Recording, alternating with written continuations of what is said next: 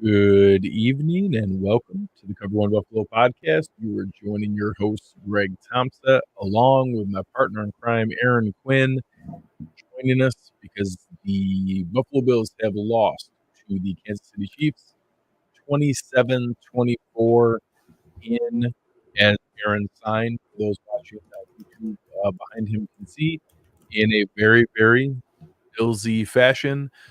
They were shorthanded coming in, lost more players during the game, uh, had horrible moments on defense, followed by actually a pretty gutsy stop, and then painful, dominant moments on offense with some poorly timed miscues there, and culminating in a couple questionable decisions or misses by Josh, and then a missed field goal by Tyler Bass. Just ultimately an incredibly painful way to lose.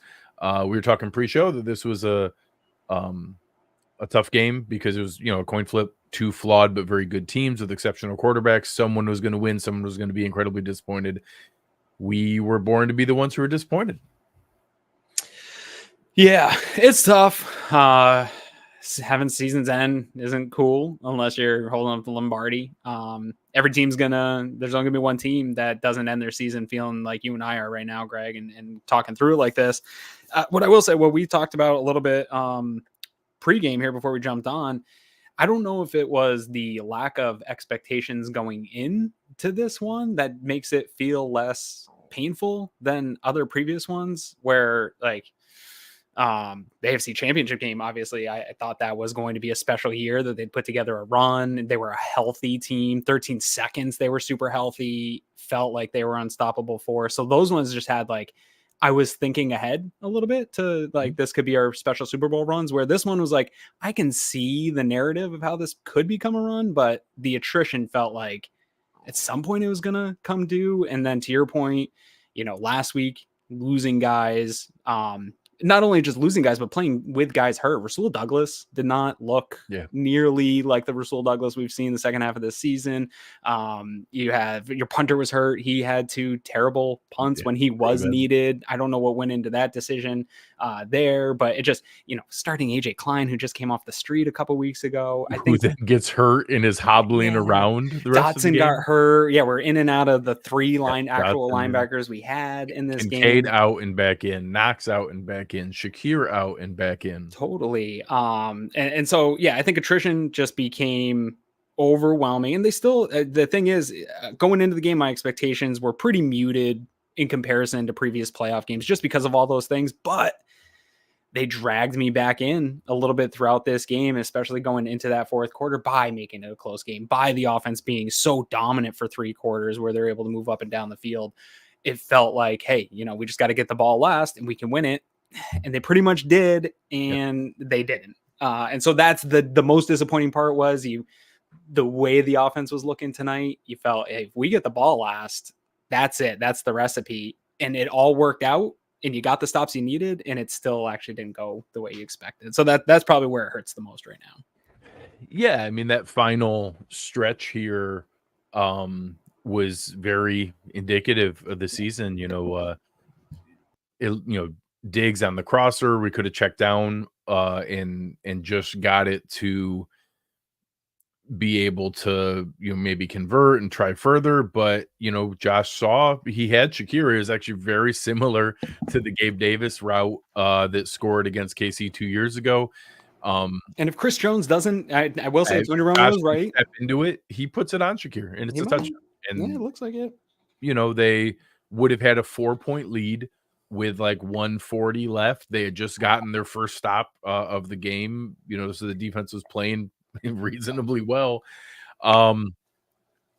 It didn't end that way. So ultimately, Josh Allen ends 26-39 for 186. Really low, 4.8 yards per attempt. A lot of checkdowns, a lot of screens. We kind of knew that KC, especially with no Gabe Davis, and what we've seen of whatever Stefon Diggs either is dealing with or what version of Stefon Diggs we have now, going against the combinations of Snead and McDuffie and the KC corners we knew was not going to be something we were going to be testing deep and intermediate over and over. So it was going to be one of those matriculate the ball down the field games, but they did. They were having repeated, strong, long sustained drives over and over and over again. And, it was working. Josh combined what was a limited passing game with 12 carries for 72 yards and 2 rushing touchdowns. So he ended up with 3 touchdowns, no turnovers. A very, very good game overall. I know it's frustrating. I'm not going to hold the couple decisions at the end. I don't know if he could have.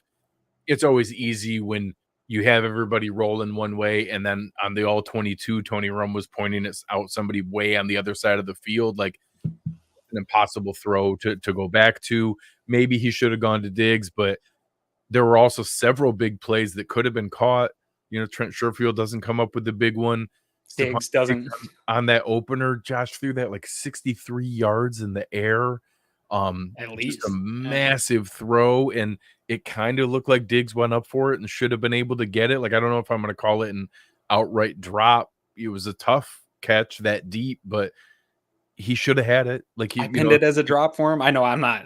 Nobody cares what I have to say, but I don't know what it's hit him in graded the hands, man. Like, you're supposed number one receivers who ask for a ton of attention on themselves are supposed to make that play, and that would have been a 50-yard play. Josh dropped back further, so it made it a longer throw from the drop back, right? But it would have been a 50+ yard play and put them in fantastic position. The only explosive play of the day. As good as the offensive was, they got no explosive plays on the game, and that's tough to win. The long play on the day was Josh's 18-yard run. Otherwise, a bunch of 14, 13, 15, 15, 15. The run game, Diggs one, though, I will say, I will give him a little, like, it's hard in this moment because it would have been such a game-shifting one in this game. That was the first time they've even come close to connecting one of those deep balls this year. And every other one has been on Josh. And so, like, those are tough to connect on. I wanted to make low that percentage play. plays. Low percentage plays. Yeah, but that's the closest they've got all year on connecting on one. And damn, it would have been a great time. But heck, I mean, they went down. They got down to further. So they missed on that opening play. It would have got them down to the 25. They got well over that. The Bills got down inside the, all the way down into right at the 26. So they got back there to that same spot. So they were able to go down. And in hindsight, it actually probably saved them because it ran 6 minutes and 40 seconds off the clock. So that was probably now we're playing butterfly effect, though, of like, who knows? How many other possessions would have happened in the momentum swing of that play? Yeah, there's a bunch of stuff, but you want to connect on those big ones. Absolutely. With the pass game not being effective, not making a lot of different plays, it was all run after the catch. The run game was really, really good. They were dominating Kansas City up front. In a way, obviously Nance and Romo were talking about it on the call. In a way we have not seen against that Kansas City defense all season long. 39 carries for 182 yards, running the ball almost 40. It was 50-50, 39 pass attempts, 39 rushes, and out of Josh's 12 carries, I want to say 7 of those were scrambles. So it was probably 46 called passes and 32 called runs. So it was more so a normal 55-60% pass to 45-40% run. They ran the ball well. They did all the balanced things that you wanted. They did the ball control, matriculate the ball down the field, keep the ball out of KC's offense's hands. They executed the game plan how you wanted it to be executed when you're shorthanded on defense and limited, and it still didn't matter. They still lost. I mean, 24 out of 26 completions Josh made were smart, good, right decisions with the ball. The screen game was good. This just getting it out to Cook in the swing pass game, offsetting what Spagnuolo wants to do, which is send pressure and blitz. How you do that is you get screens and get the ball out of Josh's hands quick. So the plan was there, the decision making was there, except for like 3 plays, right? Like, and so I'm not gonna pile on Josh here today, obviously, but it's tough to lose a game when for 3 quarters, maybe a little bit more than 3 quarters, that offensive game plan seemed to be a really good one to combat one of the best defenses in the NFL this year, and especially in some of these big situations. In this game, they've done stuff that nobody's really done to Kansas City, scoring in the red zone, getting like scoring over 20 points. That Kansas City hasn't given up 20 points in a long time. So there was a good plan in place. And again, that's what makes this stuff sting a little bit harder is you had a good plan, you had everything working, you had it in your hands, and it still came up short. But I can't wait to see the numbers on personnel groupings. I love Edwards coming in. Tons of jumbo sets. Tons of jumbo sets. I know we want to spread the ball out, but in that first half, at least, and Romo was gushing over it with that run game. It was like 3 to 4 yards before contact, and they were just pushing the middle of that defense out of the way. And tough to do that for 4 quarters. Spagnuolo adjusted a little bit. I saw a question in here at one point, what happened in the second half to the run game? In comparison to the first, they made adjustments. They did some good stuff. They sent some run blitzes in some of those early downs. And it caused some disruption. You weren't able to get ahead of the chains, but the Bills offense still did a decent job to adjust back later in the second half. So we'll get there. Yeah. Ultimately looking at some of the high level numbers, if you told me we were going to have more first downs, more yards, win the turnover differential, control time of possession, 37 minutes to 22, 30, almost 23. I would have thought, oh, that's great. We had to have won by a couple scores. And the fact that it turned into this kind of game and that, it sucks to have, we've obviously lost a great degree of confidence in Tyler Bass of what we felt in years past, but that's a field goal that you expect him to make. Like that's a field goal you absolutely expect him to make. And to get down to that spot where it felt like we were about to score the game-winning touchdown, and then the swing of like, okay, I'm kind of preparing myself for, man, there's still 147 left. That's a lot of time for Mahomes. We just had our first good defensive drive, so maybe we got something left in us. And he was throwing some incompletions too, like seemed a little out of rhythm. Yeah, obviously they were making some adjustments on defense as well. We saw Saran Neal on Travis Kelce. They were throwing some different things at him.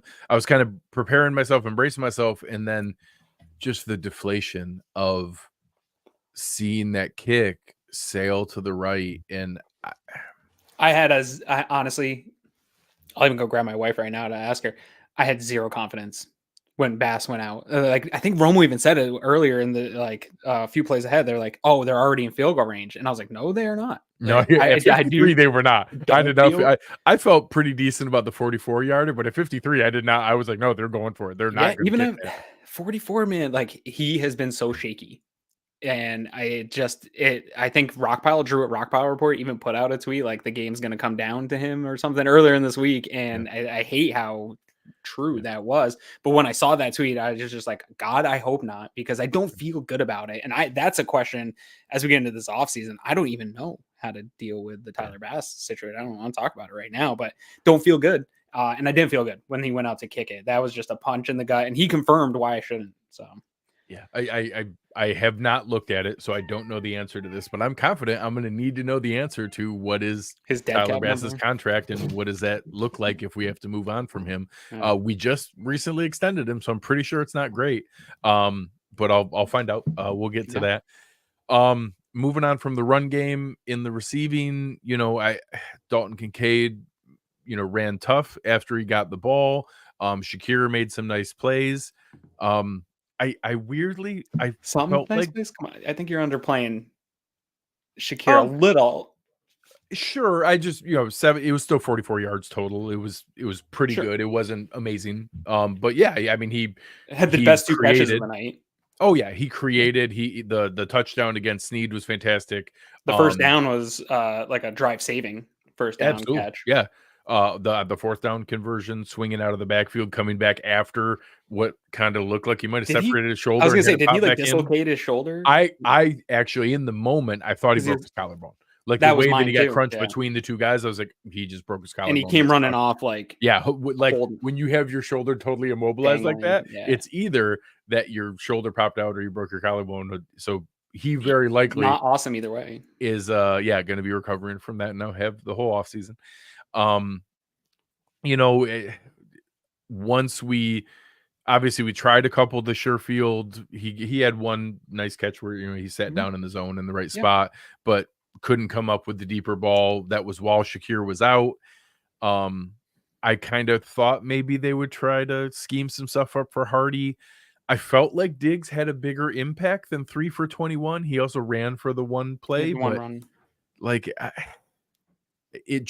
I know Eugene earlier in the chat made a comment about that Diggs or Bean always escapes criticism, but that this did kind of expose we haven't made a lot of investment in the receiver group when it got down to I don't know about you. I'm sure you did with how supportive you've been. I felt kind of helpless when Shakir went out. I was like, oh my God, who's going to make a play here?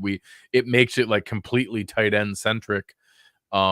Into that spot. That'll obviously be a huge topic this offseason. But ultimately, I thought that the problem guys. too was Gabe being out, right? Yes, like, and that reared as much as people want to pile on Gabe Davis not being good, all those things. I think it reared its head a couple times in this game because Sherfield had to be involved and he dropped 2 long ones. There was a nice one earlier in the game too, where Josh put it on a dime right over the defender's head. I don't know if Gabe Davis catches it or not. Yeah. Flip a coin whatever day you get Gabe Davis on. Yeah. Yes, he would catch it on a good day. No, he won't catch it at all. And he's had good days against Kansas City. But he's had more good days than Trent Sherfield has. And so I think I agree with what Eugene's saying. I think they need to do more. That's going to be the big thing that I'm sure we're going to be talking about here for the next few months in that wide receiver room. But I'd feel a lot better if it was Diggs, Davis, and Shakir. Then when Shakir goes, you still have somebody, right? And you just didn't. To your point, it felt terrible when he went out. Especially because, too, Greg, you mentioned Kincaid. I want to sit on this for a second because that might have been the most frustrating thing is they started out hot getting him the ball. And then there was like a 2-quarter window, maybe even more, where it just went away. And then they finally got on the ball again and then take him right off the field. That's like a Ken Dorsey head scratching. I don't get what you're doing. You've got this guy. He's a weapon. He's getting going in this game. And they just go away from it. You don't bring it back until late in the fourth quarter. That's one I want to look at. Yeah. And, some of it, I think we were obviously moving the ball so well. They ran that tackle pull dart play over and over and over again. We were converting with you had David Edwards in there as the like inline tight end, or actually off the ball as a slot tight end or a wing tight end there, and ran that play over and over and over again.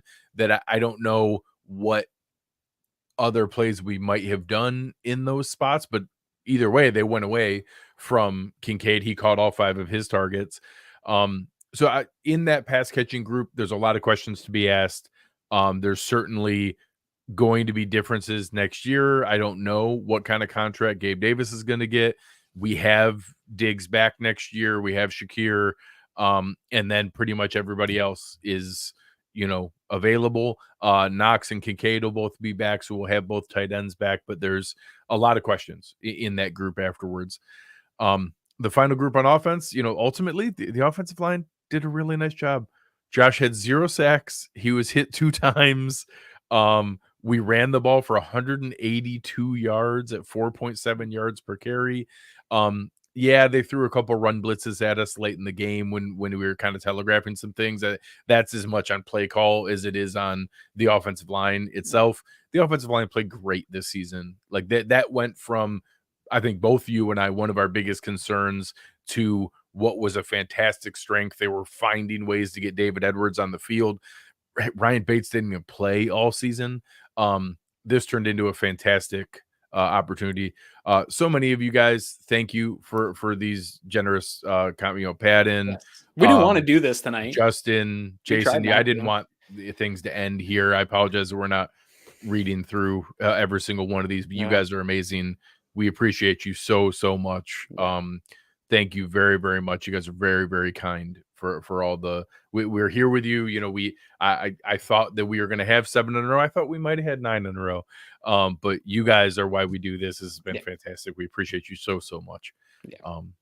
But yeah, I think the one area that we should feel good about going into next year is the offensive line. All 5 guys are back. I feel pretty good. Yeah, I think it's super funny because I think if you go back to whatever, any time period before August when the season started and you watched one of these shows, we would have probably been complaining about middle linebacker and the offensive line going into the season the most. I know that's the thing I spent the most time complaining about, and actually huge bright spots for the season. I know we'll do like a season wrap-up show, but obviously no Terrel Bernard was a huge devastating loss for this game. So could you imagine thinking that in August? If you would have said, hey, you're not going to have Terrel Bernard in the playoff game, how do you feel? You would have been like, oh, who cares? Like, Jack Campbell stood out to my mind in the Detroit game watching the lead up, and I was like, oh yeah, I forgot how bad I wanted us to trade up and to draft a linebacker because I didn't think that we were going to be good at linebacker. And now, of course, we desperately missed Terrel Bernard. Like that was big time. Their ability. They dominated the middle of the field. We'll get to defense in a minute here.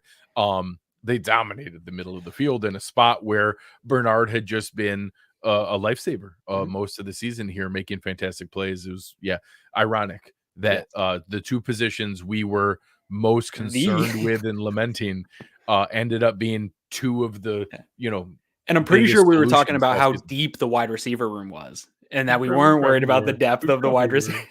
We probably were trying to figure out how we could how are we going to get all these guys? How are we going to get Andy Isabella on the field? He can't even make our roster. He's on the practice squad. It's unbelievable. Trent Sherfield, he was great in Miami. He's going to be even better for us. He made those 4 plays. We can make that happen all the time. God, I hate life. Here we are.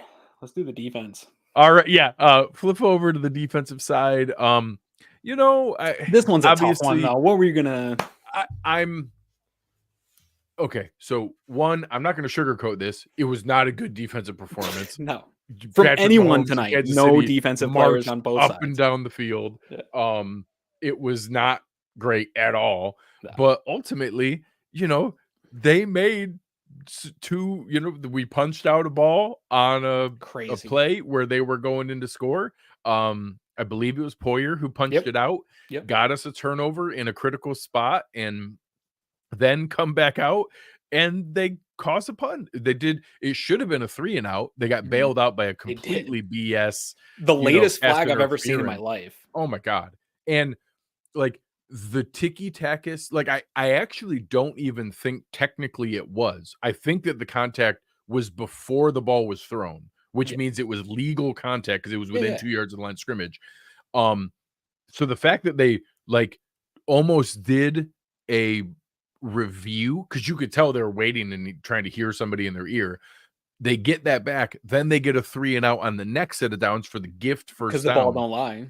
Because ball don't lie, obviously. Yeah.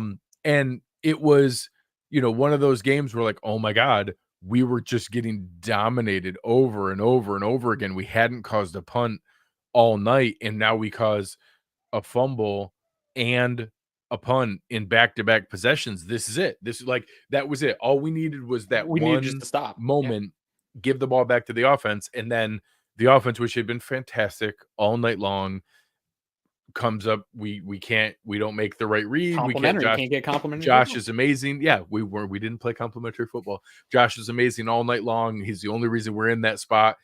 He goes for the kill shot, doesn't do the check down that would have probably converted, and then Bass misses the field goal. And of course, we can't take advantage of the one good defensive spot. So again, I'm not gonna try to make excuses. The defense was bad tonight, but when you were missing so many pieces and then multiple more guys got hurt during the game, I just don't have that many concrete takeaways from the defense here. I will say the one area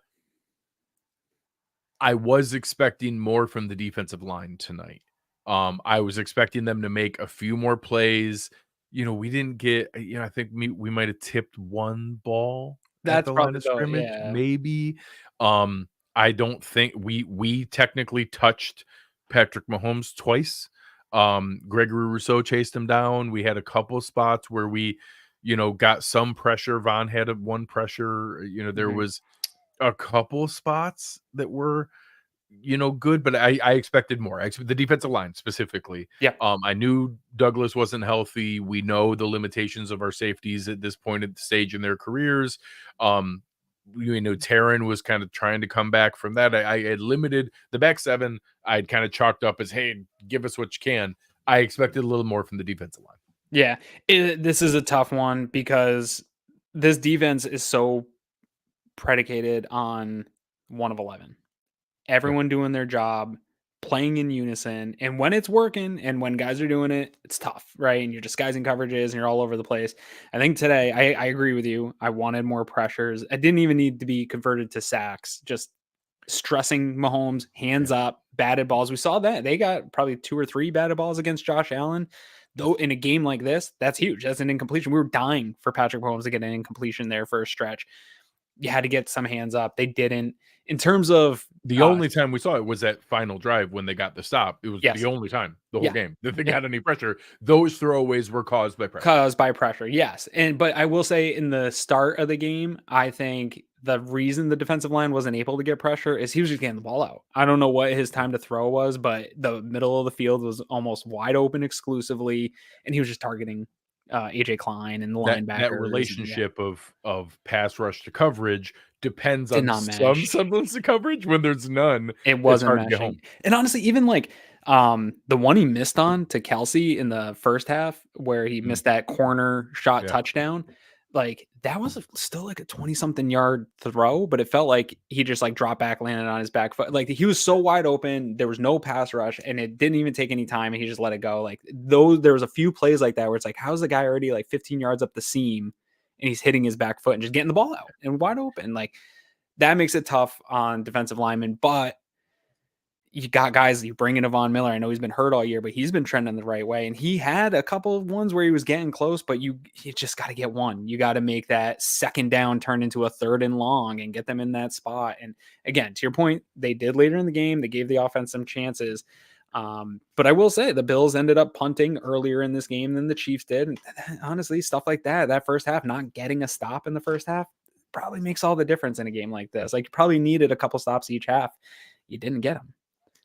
Yeah, and obviously huge credit. Patrick Mahomes is amazing. He's incredible. He is, I wouldn't trade Josh Allen for anything, but I'm okay saying Patrick Mahomes is the best quarterback in the world. He is. Like he does these things. He's now taken by far the most flawed team that he's had since he's been there, and they're now in the AFC Championship game again.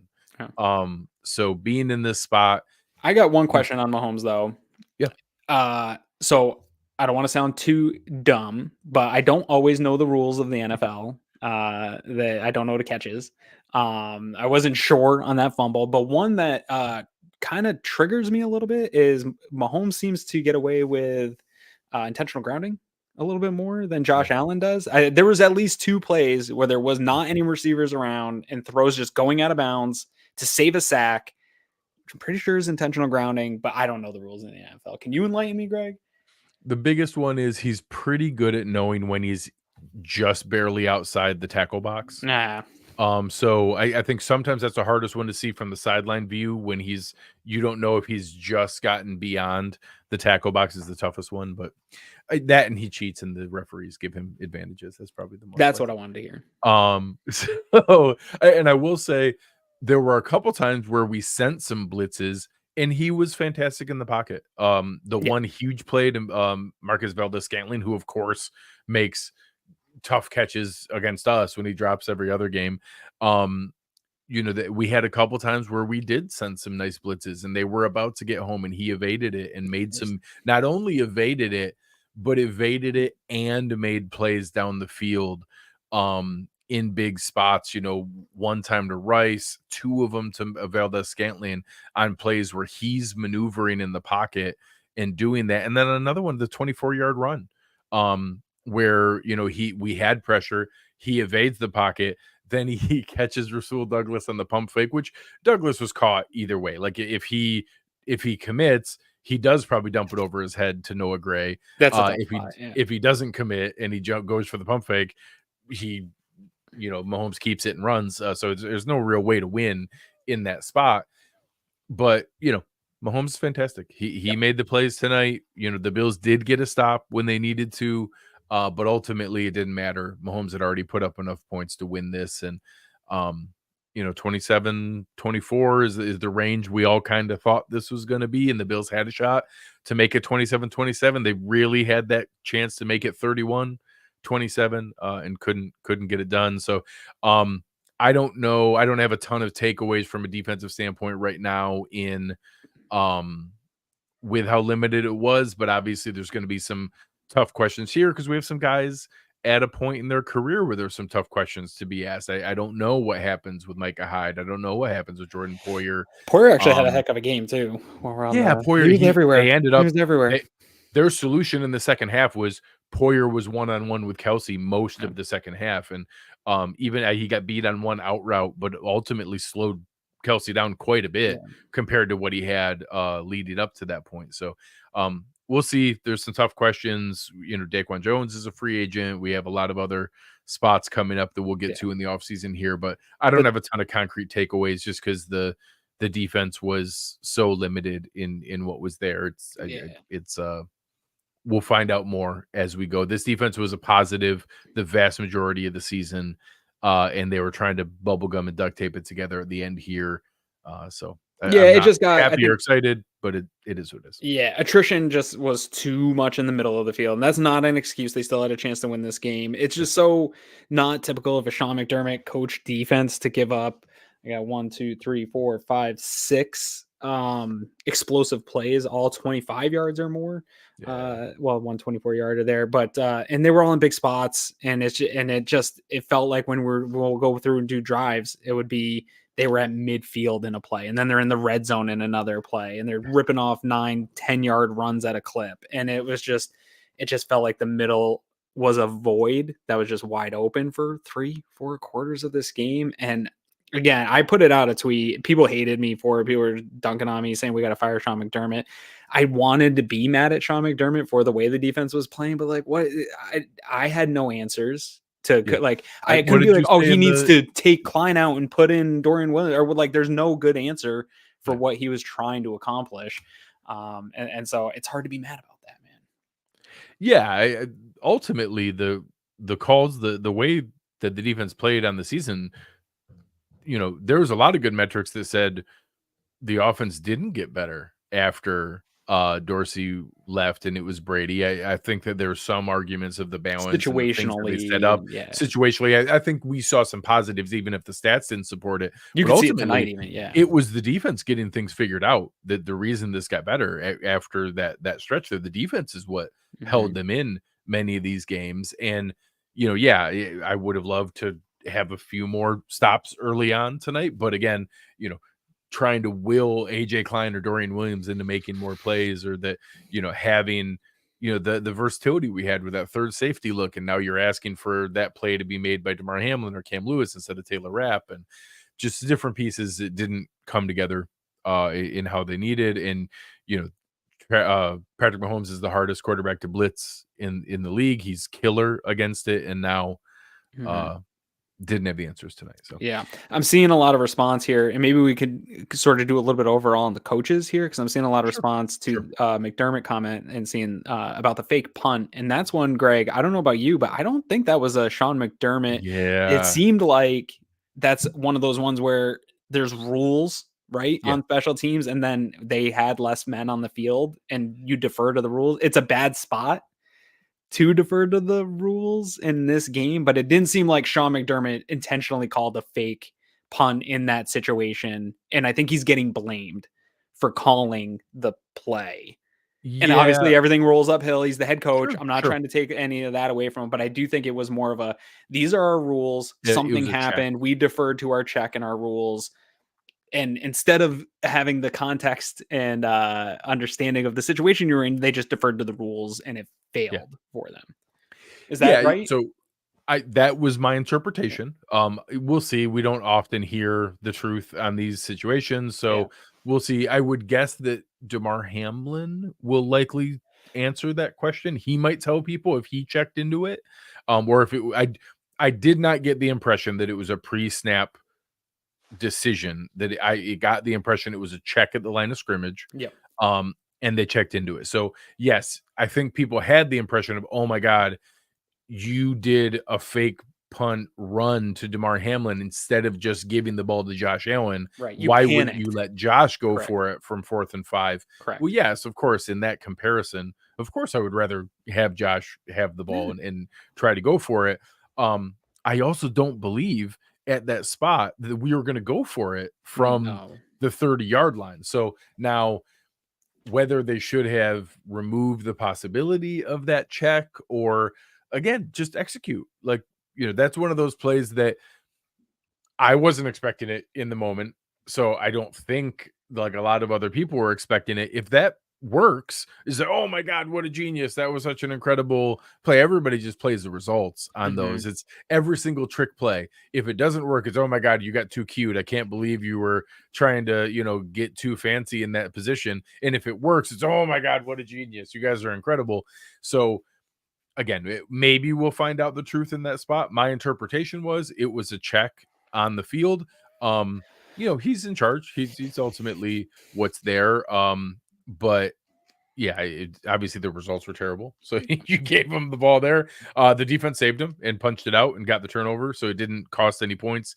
And it could have been kind of a game-ending turnover there where they could have gone up 2 scores and didn't. But ultimately it didn't work. So whether it was a decision, in which case I agree that's a bad decision. Terrible decision. Yeah. That's a terrible decision. You can't do that. Or whether it was simply they allowed that to be a check and maybe you should have removed that or told them not to be able to go into that check. I don't know. In spots like that, I don't know what the rules are of what kind of autonomy you give the guys on that in those spots, who the up man is, who the personal protector is. Again, my interpretation is it was a DeMar Hamlin decision, and it just didn't work. But ultimately, I don't know. It's hard to know. Yeah, no, I don't know. And the other question I have on the coaching staff in this one is what went into the decision of Sam Martin being activated for this game, and not that Haack was a good punter while he was here, but he's healthy. And if it was familiarity for Bass, that also didn't work great for us here. So I don't know about that one. But the punts that could have been a bigger detriment than it ended up being in this game. They were shanks. Every kick that came out, he was hobbled, clearly hurt, not ready to play. So that was another one that's a weird decision of like, hey, you might actually need to let off a good punt here and flip some field position. So was it just holding that weighed the scale? This guy only kicked on Friday. You had another punter in the building and you just stayed with the guy that was hurt. I don't know. Yeah. So it's, again, another thing we're never going to know the answer to. No. In hindsight, it looks like a terrible decision. So whether it was a combination of, I have to tell myself that they saw Martin doing better than this in practice, and then it just ended up being a bad game. Like, so there's no way that Martin was doing this and barely getting the ball 40 yards and looking and like limping off the field, like pained and limping, and they cut Matt Haack. Short of maybe Haack was just worse. Maybe Haack was horrible. Sure. Could be. Or like maybe he was even worse and they're like, screw it, this is the best we got. I don't know.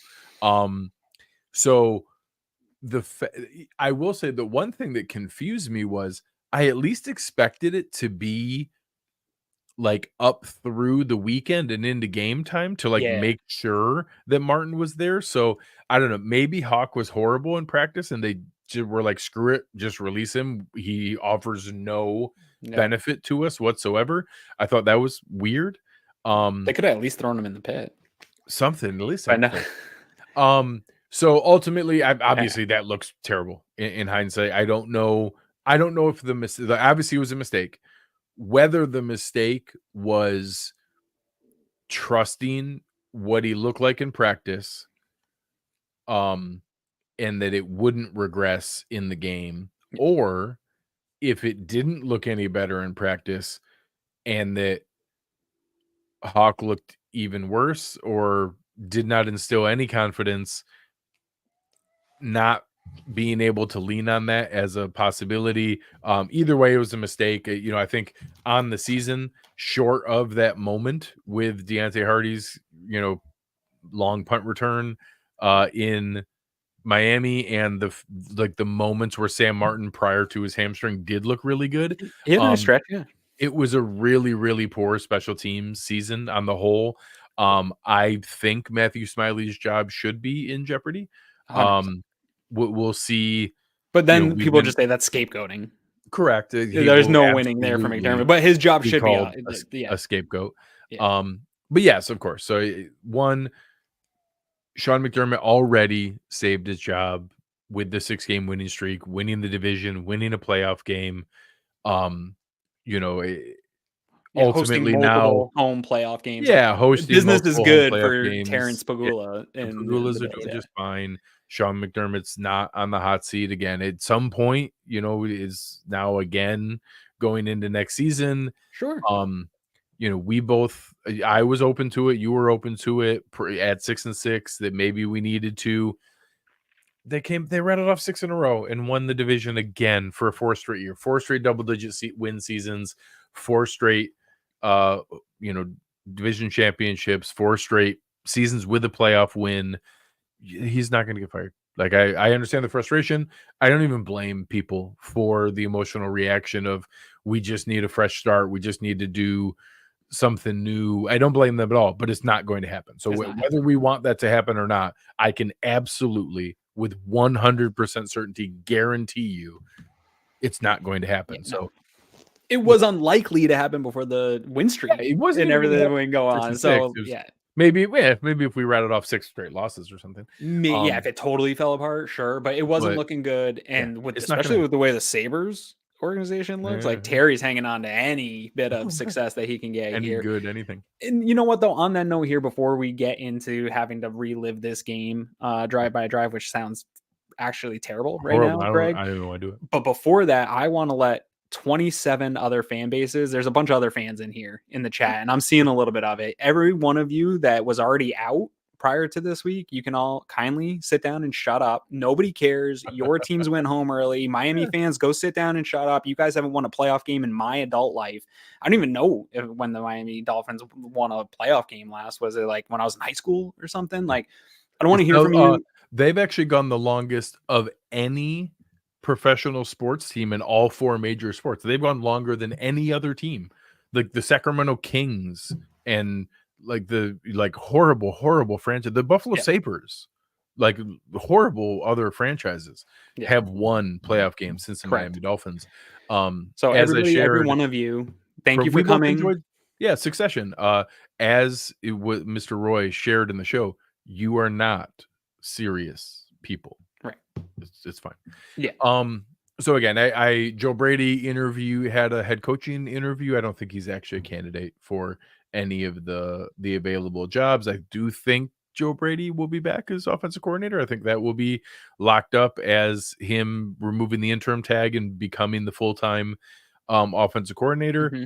And I think he was good. Like, I don't think he was amazing. I don't think he was all of a sudden, Mike McDaniel innovation down in Miami or on Kyle Shanahan or Sean McVay's level or anything like that. But he was good. Like, he did a good job. He clicked with Josh. We put up what we needed to. He brought probably the best run game we've seen in a long time here in Buffalo. And obviously the combination of he and Aaron Kromer had a good thing going, and we were able to kind of balance some things out pretty well here. So we could probably do a slightly higher level summary than some of the absolute drive by drive. It was just trading haymakers for a while here, just going back and forth and back and forth. The Bills went down, and every single drive early on was long, sustained drives, running the ball. Did have to settle for a field goal, but then we held KC, and they had to settle for a field goal. So it felt like, okay, we kind of equaled that out. And then the second round, the Bills went down, scored a touchdown, and KC again had to hold for a field goal. And we talked about it with Ken on the preview show that, them settling for 5 field goals, multiple in the red zone, was I didn't think would work for them. That was my path to like victory. it did against them having to hold there. It felt like we were on a path to that happening before they really started to catch the stride. Yeah, 10-6. I was feeling like this is playing. It didn't play exactly into my prediction because my prediction was all touchdowns for the Bills, but it was playing into, yes, this offense is good. This team is good, but how do you win? And it's holding them to field goals. And right, those first 4 drives, after the first 4 drives, it felt like, yeah, exactly. The Bills are doing exactly what we want. I don't care how many yards Travis Kelce gets in between the 20s. Just keep these guys out of the end zone, make them kick all night, and we'll walk out of here with a win. And started out that way and just got worse as they went on here. Yeah. And then KC had their first, real stop from a defensive standpoint.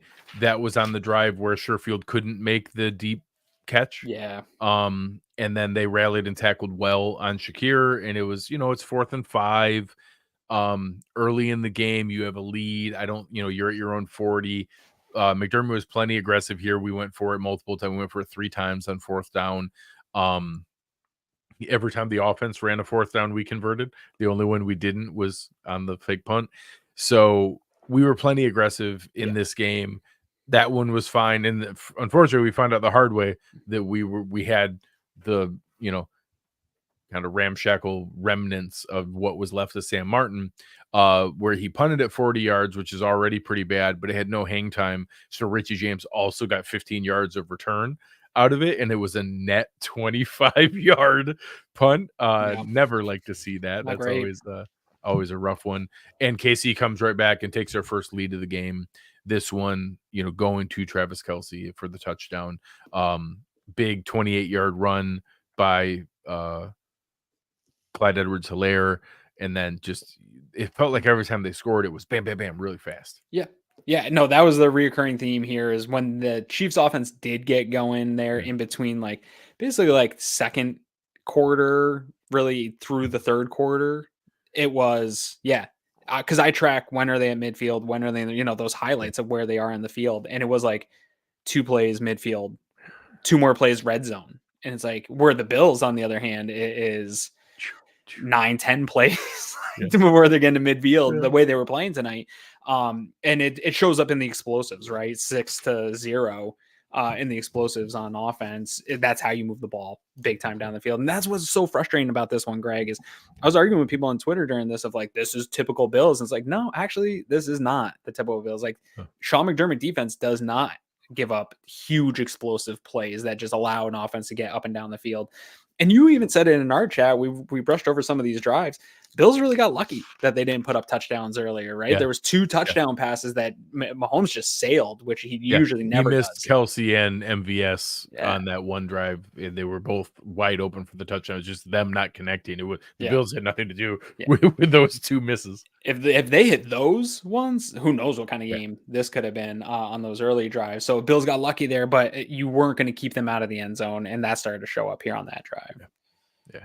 Runderwood, Boston, man. Thank you so much. You guys are so fantastic to us. We appreciate it. We're here for you all season long, but that's very, very generous. This is also our therapy. Greatly. Yes, correct. So, us talking through this is helping me too. The Bills, this one was really, really strong, and I'm torn on whether this is my Herr Drive of the game or the defensive stop at the end. I'm going to hold it for the defensive stop, but this one was close. So there's 3 minutes and 33 seconds left. The Chiefs had just taken their first lead.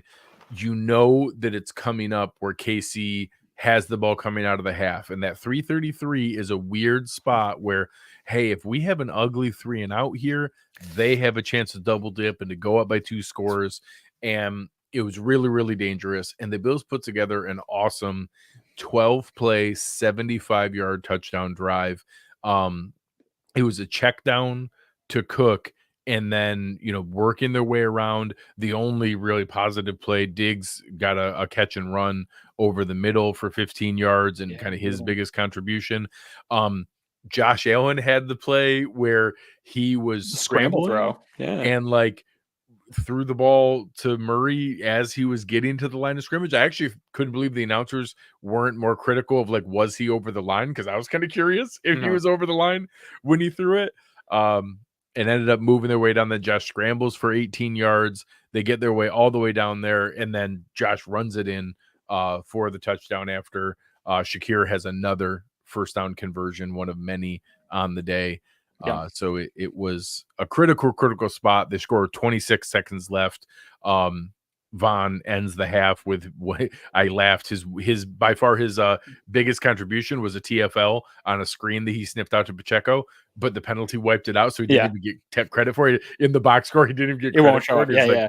The biggest contribution he made all season. Yeah. So that drive too. I was gonna be super mad at the Cook drop on 2nd and goal or 2nd and 5, where he had a slant, easy walk-in touchdown. Not the first time. I love Cook. He's had a great season. I'm not here to bury on him, but he's got to get on that jugs machine a little bit for a pass catching back, dude. You can't have multiple multiple walk-in touchdowns. You got to catch those ones. And that Shakir first down on 3rd and 5. I've been hyping up Khalil Shakir all year long. I love him in the role that he's in. But it's plays like that are make me like, could he be a wide receiver too? Like that catch was, it was in traffic, defender all over you, trying to make a play on the ball. It was a low throw. You're going to the ground, and he makes a great catch on that ball, like a catcher, just puts it right into his glove. So I love seeing that ability to make that. That's that Beasley kind of like, it doesn't have to be a perfect ball. You can get it in there low. That's the stuff that I feel like the only other person on our team that can do that right now would be Kincaid or Diggs. Yeah. Like those are the only guys catching those low tight balls like that. So huge for him. And then Josh with the running, again, the touchdown here, great drive, 10 and a half for them. Yeah. So we went into halftime. I felt pretty good. I was like, all right, hey, we got a lead. We're trading blows with them back and forth. We were actually dominating pretty much most of the statistics at half, even. The time of possession was like 19-11 or 19-10. Josh had been making great plays. He's running, he's throwing. That pass to Shakir was a fantastic throw. All those different plays. You're feeling really good. Like, okay, all right, we're feeling pretty good. And coming out of half, it was, I think this is exactly what we've been saying though, Greg. Like, here's my notes: 30-yard play, one more play. So 30-yard play, they start the drive. They're already at midfield. And then they get a 2-yard run, and then they're already in the red zone on the very 3 plays. They're already into the red zone coming out of the half. That's what this game felt like with this offense. Seconds. Yeah. The most painful one was the catch by Valdez-Scantling. Yeah. Like Terrel had good coverage. Like he had no business catching that. And he's been dropping easy passes all season long. And of course, you come out of the half and he makes an amazing, well-covered, contested catch right on the sideline in that spot for 30. Of course he does. And like you said, then you have the weird spot where Mahomes has, Douglas kind of in a blender. There's no win. And then AJ Klein twists his ankle chasing Mahomes 24 yards down the field. So now all of a sudden we have already an off the couch, over the hill middle linebacker who's now extra compromised, which is great. You have another one with a check down to Pacheco where he almost takes it in for the touchdown, comes right back. We get a tight end screen that Kelce just barely scores, but he did. He scored. It was accurate, and it wouldn't matter. They probably would have punched it in. It should have been his third touchdown. Anyways, yeah, should have been his third touchdown. Dominating our linebackers. And it was painfully quick. Like just like deflatingly quick. of like, oh God, we just can't hold up for anything. And akin to what this entire game has been, the Bills answered back in the way that the Bills answered back. Yeah, here you go. Take it. This one's going to be mine. I thought this was going to be it, Greg. I really did, because you have this drive. They come out, they go up 2017, right? And it's fast, it's quick.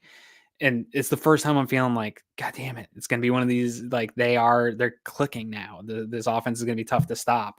And we saw the Bills have to punt once in the first half, and it was, can they respond, or are they going to come out and just lay a duck of a drive and punt again, and this game's just going to get out of hand on us? And instead, the Bills respond to a crazy touchdown drive with their own 15-play, 75-yard, 8-minute and 25-second drive here. Starts off with a Hardy swing pass. You get Cook going for 7 yards. Ty Johnson gets in here. Sneaky, great day. Sneaky, awesome season for Ty Johnson. When Leonard Fournette came in for this team, running back 2 wasn't even solidified yet. Like, we had no idea. And Ty Johnson took that job and ran with it. And he was a nice addition a bunch of times here throughout this 6-game winning streak.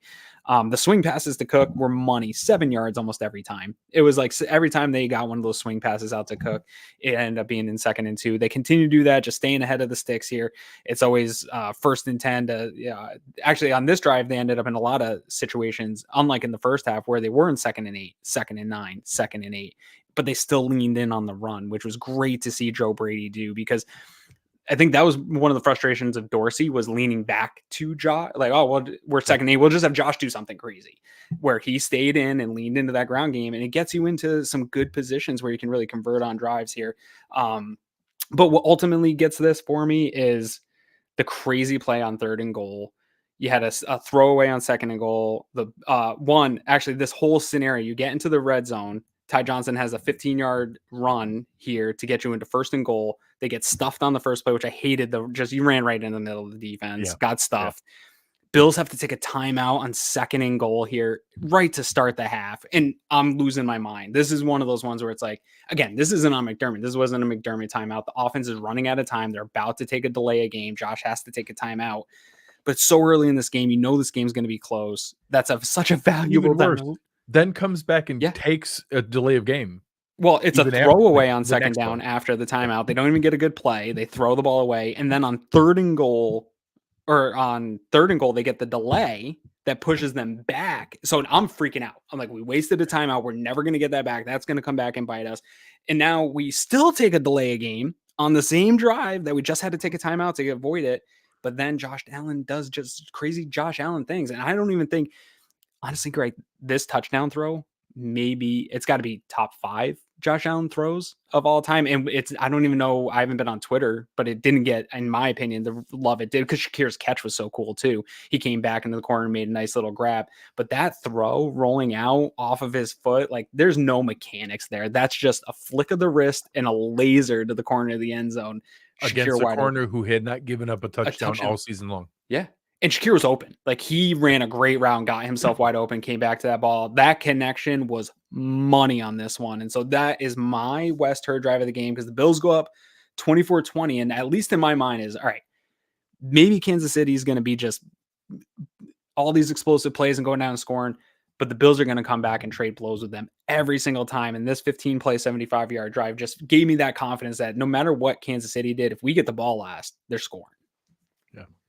Yeah, it was incredibly reassuring. And again, that dominant ball control style of being able to continue to wear them down. And, really, we'll talk about it here on a couple of the last drives. So, like, I really wanted that to feel like it was going to pay more dividends down the stretch. And it, there were some moments in the final drive where it did, but just wearing them down. And the real, challenging part was, okay, you just retook the lead. You did it in dominating fashion. Okay, you gave the defense a nice stretch here to be able to catch their breath. That's 8 minutes of game time. It was like a 20-minute drive in real time.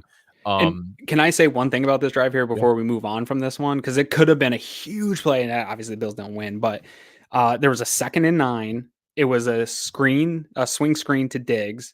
Mm-hmm. There was a flag called on the play, and it was a hands to the face by Trent McDuffie. And it should have been a 3rd and 7. And instead it gave the Bills a first down. That was crazy huge in the moment. I marked that one of like, this could be one of those in this kind of game. Those are the ones that make all the difference in the world. Unfortunately for the Bills, it didn't, but it kept this drive going so that they could keep this a game. And, this was the frustrating part of where it felt like, okay, it's just going to be trading back and forth.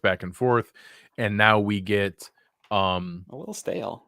Yeah, so Kansas City comes right back, Pacheco run, multiple tough runs in this one. And this is where you get the 32-yarder to Valdez-Scantling that, like, Valdez-Scantling's the one who catches the ball, but this is on Mahomes. Like, Mahomes, we sent both linebackers on the blitz. Both Klein and Dawson are there. Yeah. He saw it. He maneuvers in the pocket, kept his eyes upfield, didn't, scramble to run. He scrambled to pass, saw Valdez-Scantling down the field, 32 yards on what, if that blitz gets home, you have a chance to get them. That was on 2nd and 7. Second and You're 8, talking about 3rd and long.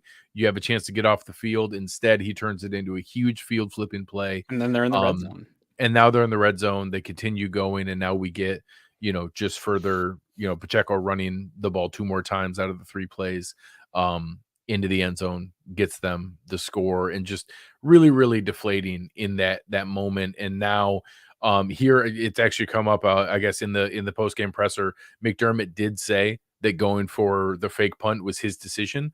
That's a terrible decision. That's a terrible decision. That's a horrible decision. And being in that kind of position, Josh runs it for 8 yards. You're feeling good on first down here.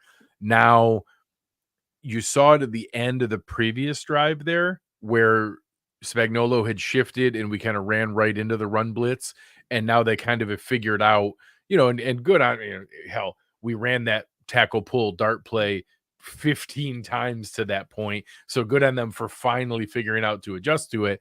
But they do. Drew Tranquil jumps the play here, and I'm a little frustrated because Cook bounces it to the outside a little bit more than my taste would prefer. And the funny part is he does it like he's the fastest guy in the field, and he's pretty fast. Like, he's not the fastest guy there. He doesn't always win to the corner. Yeah. And on this play, this was the play to bounce it to the outside. This was the play, like, everyone had come in. This is the play you should have bounced it to the outside. And it was just really, really frustrating. So you get there, then Josh actually had Diggs open on the 3rd down play. Karlaftis bats the ball at the line of scrimmage. What it is. It's now 4th and 5. I'll give McDermott credit. It surprised the hell out of me. I wasn't expecting to fake punt in this spot.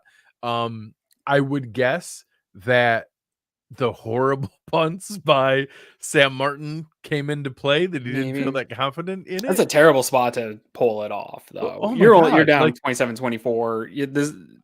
It's the 4th quarter. Like, no, dude, it would have been incredibly aggressive to go for it on 4th and 5 at your own 30, but you got Josh Allen. Like, it's the 4th quarter. You're losing. Like, people would have got it. Like, it would have been very aggressive, but like, it's barely the 4th quarter. There's time in this game. I don't know if I feel like he's one thing I don't know about Sean McDermott. I don't think he was always great. They hadn't punted yet, and they had scored 3 straight touchdown drives. All of those are factors in his mind of like, oh my God, we're not stopping them. If we don't steal this possession here, they're going to go up by 11 or go up by 10. We just saw Sam Martin have a horrible punt. All those are factors that they're why he went for it. It doesn't make it not a terrible decision that you put the ball in DeMar Hamlin's hands to try to convert. But those were all factors. If those are factors, then just, hell, you went for it at our own 36 in the other game. Against Miami, you went for it at 36. Everybody celebrated you going for it. If you're going to go for it, just give it to Josh. Let Josh make a play. I'm still not sure. I think he might be saving face for Smiley a little bit here, or for whatever's going on, and just taking it's on me. I called it. Maybe. I don't know. It just doesn't seem right. But if it is, then whoever's decision that was not a good decision. Was a horrible decision. Yep, a horrendous decision. But the ball favored the Bills still, and allowed them to get bailed out from that horrible decision. We had not gotten a lot of lucky things so far. There were some early ones. The Diggs fumbled it and it went out of bounds. Cook fumbled right after he had been down. He was down, but he fumbled the ball right after he went down. The 2 blown coverages that Mahomes missed. There was plenty of things that were going our way. There were some positive things that like, hey, all right, this is kind of going our way. It hadn't been too bad. And then it had been a while. And it had been kind of like, oh my God, it was going to end it. I thought the game was over. We just had this horrendous turnover on a terrible fake punt. First and 10 is like a 30-yard gain. I thought that he scored. I had kind of almost like mentally given up, like, all right, this is it. Like, their season's over. They do get him out of bounds at the 3. Kansas City did get a little cute running this end around to Hardman, and he's reaching for the end zone, trying to stay up. And we see this so often. And I know there's a handful of the reporters who said that the fumble through the end zone is going to be reviewed by the competition committee. Is great play tonight. I'll take it. Yeah. Jordan Poyer did knock it out like 1 millisecond before Hardman's butt hit the turf. His hip was right there about to hit it, and I actually thought it did, but I'm pretty sure it was his hand warmer that touched before his actual hip touched, and the ball was out. I'm shocked it was overturned, but it was overturned. I had zero faith. This play is happening, and I don't know the rules, right? I just said it. I admit it. I don't know what the rules are, what refs are going to do, and I have no faith in NFL officiating. Even if I see something that I think looks right, it almost rarely goes the way that I think it's going to go with these challenges. So when they came back from commercial, they took their time on this one too. And when they came back and I heard the roar of the crowd, I was just like, no way the Bills again this one. Like, I don't, on one like this though, this is where I get frustrated with fans. They're like, the NFL doesn't want us to win. Like, that was that was super close. That could have gone either way. If you want to believe in anything being, so I obviously firmly believe nothing is rigged, nothing is scripted. They don't decide anything ahead of time. I do think sometimes in the moment, the league and the officials have a vested interest in keeping games competitive and close. Sure. Yeah. So if you want to believe that they didn't really want KC to go up by 10 and they wanted to keep Buffalo in that game and they were like, well, it's pretty close. Screw it, overturn it, give the ball back to Buffalo. I won't call you crazy. Like that, maybe that was a little piece of it to be like, fine, keep him in the game. Yeah. Unfortunately, we didn't do anything with the ball.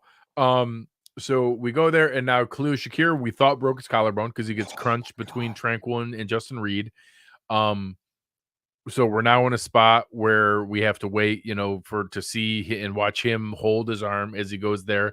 Then Josh uncorks a deep ball that Trent Sherfield dives and tries to catch. But he's Trent a play that in your mind you're telling yourself, I wonder if Gabe Davis or Khalil Shakir come up with that play. Trent Sherfield, of course, doesn't. And now we have to punt. And Sam Martin got off a 39-yard punt, which is crappy, but I give it to him. At least this one went out of bounds. You didn't give up a 15-yard return for a net 15-yard punt. So at least this one went out of bounds. Way to go.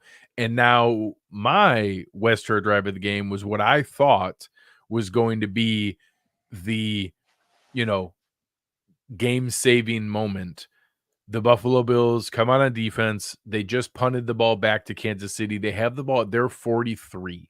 So they're in excellent field position already. We just got bailed out by the turnover and gave the ball right back to them. We only ran 124 off the clock. We lost 2 yards. We gave it back to them. Everyone's very deflated. You're feeling okay. They're just going to punch it in and end this game and put us out of our misery. We get a quick pass to Rashee Rice, Isaiah Pacheco. We then get a nice play. Dodson and Epinesa blow it up in the backfield for a 2-yard loss. We're like, okay, all right.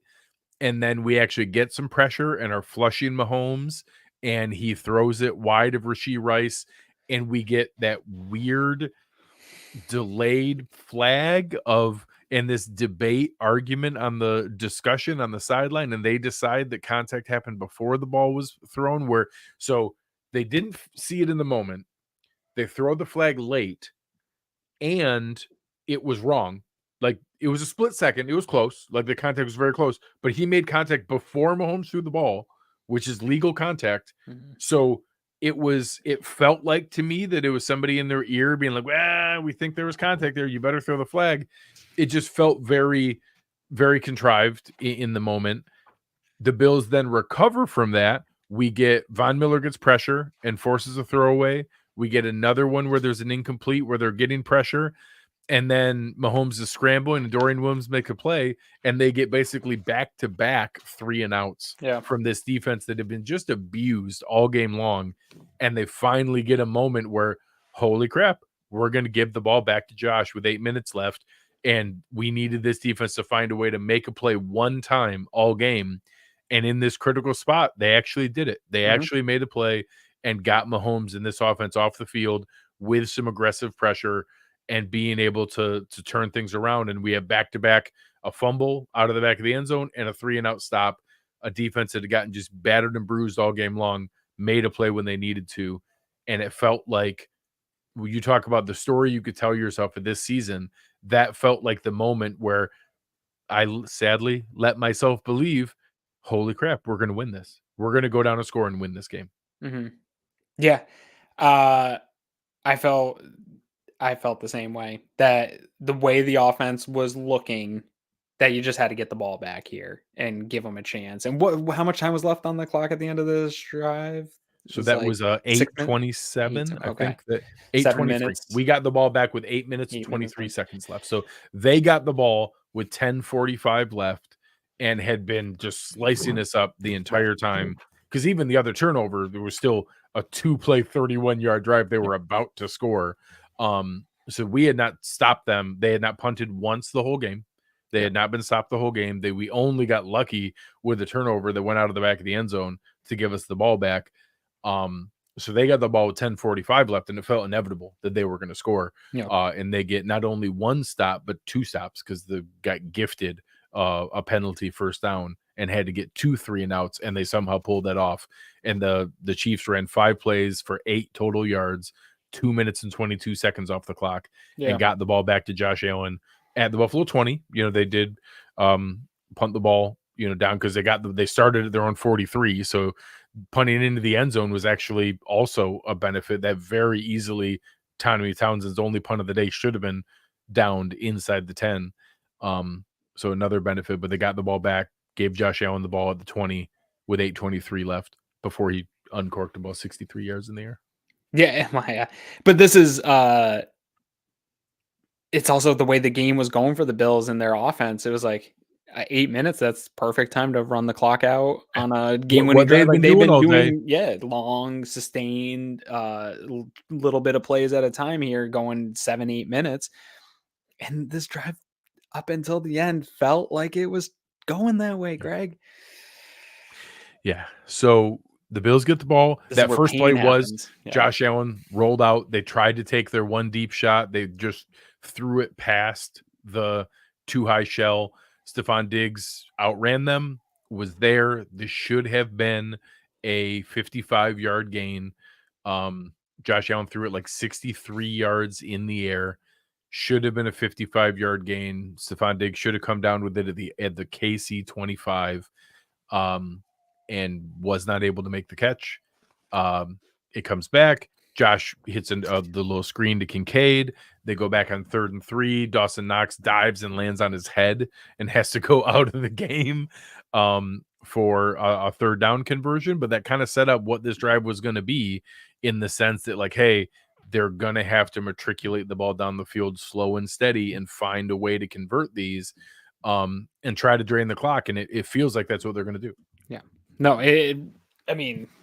this drive was dominant up until the 2-minute warning.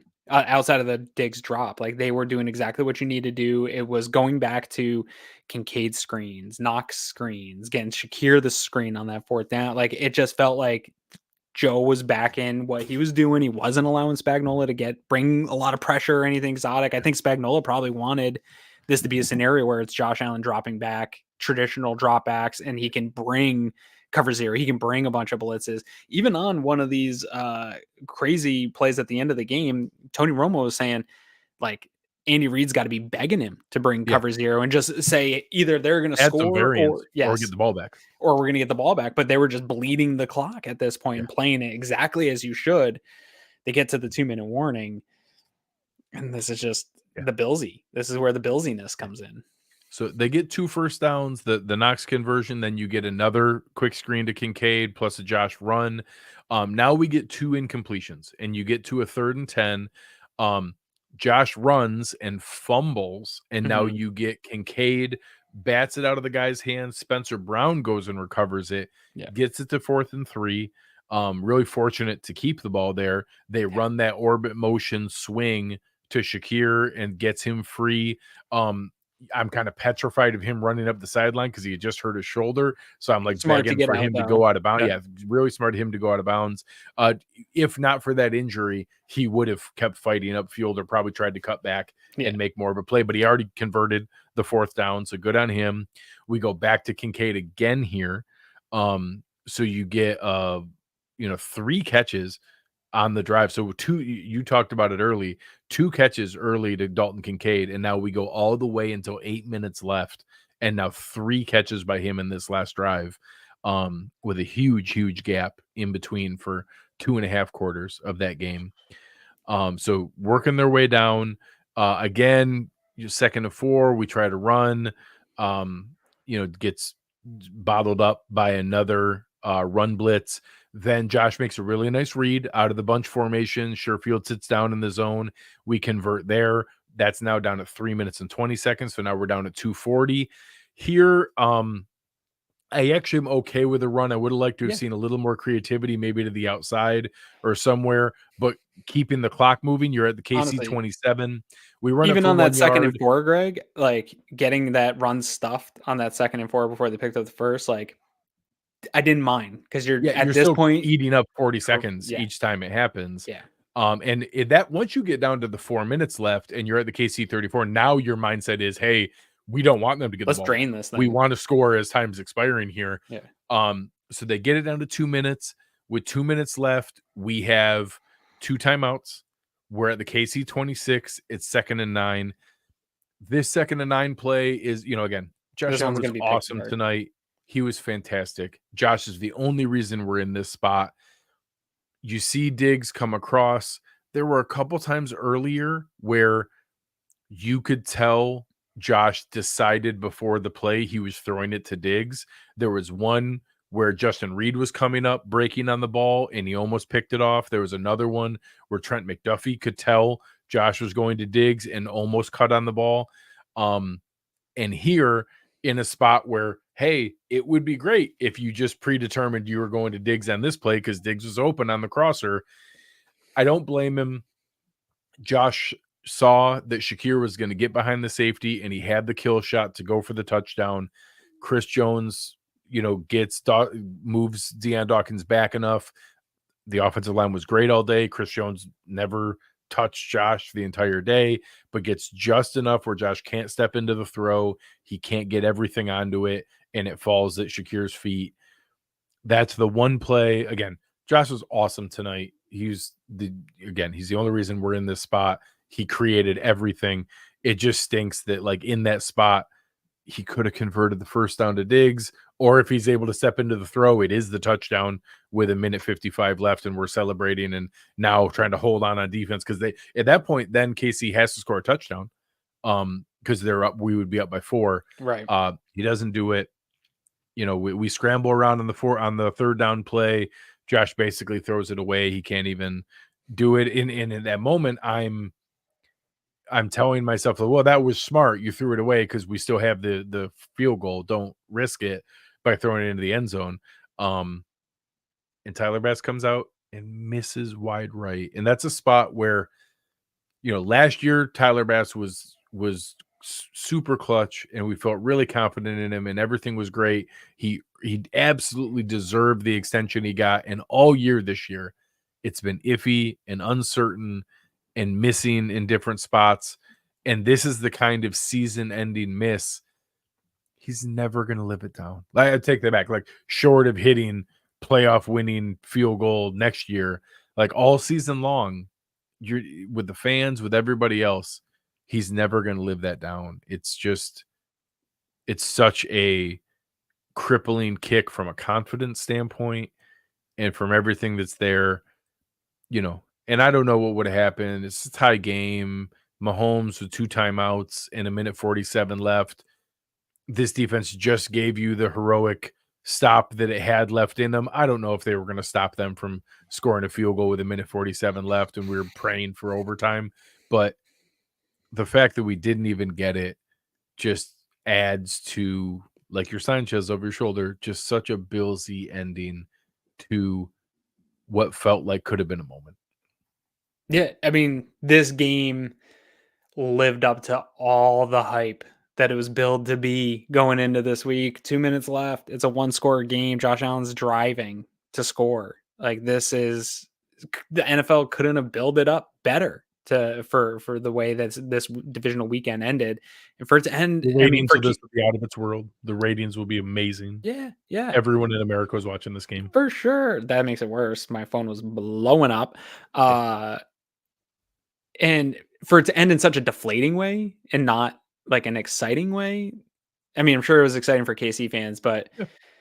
And then I would rather end on a Josh Allen getting picked on trying to put the ball in the end zone or something. Just like we went down just with a full swing, and instead we rolled out our shaky, non-confident kicker that DeMar no one Hamlin felt good fake in. punts and missed 44-yard field goals. Yeah, and just this one sucks though too, because all year long, Greg, all I wanted was for Tyler Bass. How many times I say it on our shows of like, I just need Tyler Bass to have that like one big game-winning kick to get that confidence back and give him that, like he needs that And on his this resume. and then overtime could have been it. Right. This could have been that moment. Yeah.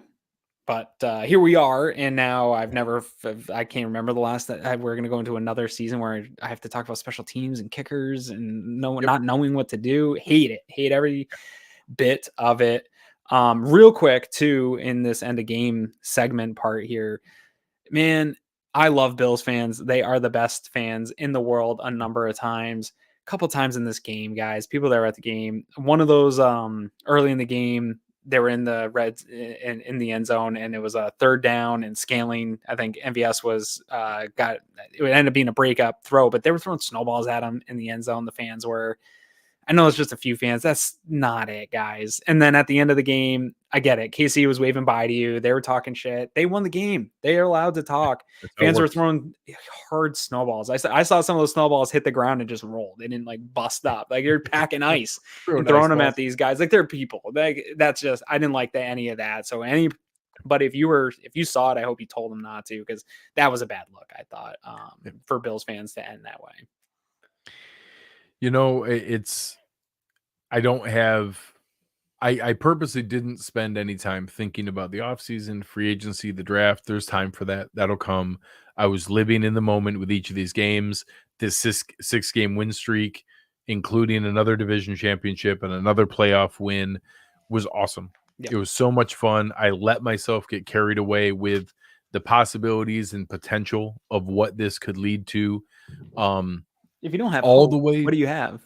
Yeah. If you don't have hope, what do you have? All the way into and through the game on that final drive, like genuine belief that holy crap, they're gonna go down and score and win this game. And I really thought they were gonna be able to convert another first down. So when they had the 2nd and 9 of the 26, one more first down, that crosser to Diggs, and now all of a sudden you're in a spot where, hey, you're now draining all the rest of the clock. You're taking away those 2 KC first down or timeouts. You're getting to where, hey, you're taking shots from the 15 into the end zone and running the clock down. I thought it was set up perfectly, and it was going to be, in my mind, the answer to that 13-second game. Hey, they're going to be able to get it down here and score with time running out, or put them in a position where they have to score a touchdown.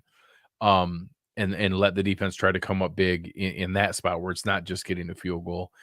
And to have that swing from that confidence in the moment as we're there, to preparing myself in my mind of, okay, what do they need to do here on the defensive stops? Because I had already just assumed the field goal was going to be made. And then that just enormous drop of, oh my God, we just missed the field goal and the season is over. I can't believe everything just swung that fast. It was just experiencing that gamut of emotions in that swing of time was right back to the 13-second game of just feeling like, hey, we have it, we're going to do it. And then to have it get yanked away. Having Josh Allen as the quarterback is incredible. I will not trade it for anything. I'm going to feel just as confident going into next season because he's here and we have him, and hopefully we give him more weapons and more speed and all the other things we'll talk about this offseason. Stay healthy and keep his started game streak alive because we have him. All things are possible. It just, how many of these chances are we going to waste as this happens? It just makes it tough. Yeah, I mean, this is hard to do. It's hard to win these games. Nothing I'm going to say will make anyone necessarily feel better, but I mean, this Bills team, again, I went into this game very little expectations. Not that I was just happy to be here, but overall, from where we were 7 weeks ago, and the vibes and the conversations that we were having about this team and where things were at, and the idea of like even missing out on the playoffs, to have football into January and, like you said, win your division, go on a run, give yourself a chance. You came out in this game and it's a one score. They didn't get beat up at any point this year, even with as bad as this roster got and as depleted as things were, and that Josh Allen's injury. There's no game where they just got run up and down the field. I don't know that any team in the NFL could have said that this year. I think every team took a beating at some point. The Bills were always in these one-score tight games, and some of the games were just like fluky, Billsy games. And yeah, they still have these moments and they hurt. I've said it on this show a bunch. I've said it on Twitter a bunch, Greg. And I know for some people it's not going to hit right now, but the opportunity to be hurt is way better than not having these opportunities to be in these games and to have your feelings hurt and to walk away with this bad emotion. Like, just being able to have these opportunities is way better than the alternative reality that we used to live in. And that doesn't mean I'm okay with losing or we shouldn't demand better. But this is still, it's still a good time to be a Buffalo Bills fan. We have it better than 27 fan bases in the NFL, and we have for 5 years, right? Like, every year we're not better than 4. We're not better than a handful of teams, but it's a better experience watching Buffalo Bills football than it is for 25 plus NFL franchises. And that's an okay thing. I want them to win a Super Bowl, but I'm not going to throw out all of the good that we had this year. This last 6 weeks, Greg, has been a lot of fun. Since Christmas, we've had a lot of fun and cheering on and winning a playoff game. And it ends this poorly, and that stinks, and it feels gross, and we're all going to fight for the next 6 months of the offseason. Bills Mafia is going to be terrible and ripping each other apart, but it's still one of the best fan bases to be a part of, one of the best teams to follow. And next year is going to be a new year. And as long as you have Josh Allen and this roster together, you still do have a chance, and you're not going to get beat up, and you're going to be in a position like this again. And one of them is going to go our way at some point. That's all I can think. Or we're the Knicks and we're never going to win anything. It's just never, ever, ever going to happen.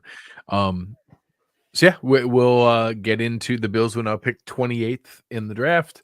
We'll figure it out what that means as we have time here. The Bills have all kinds of interesting decisions coming up with contracts pending, free agents pending, aging pieces on the roster, where all those things go.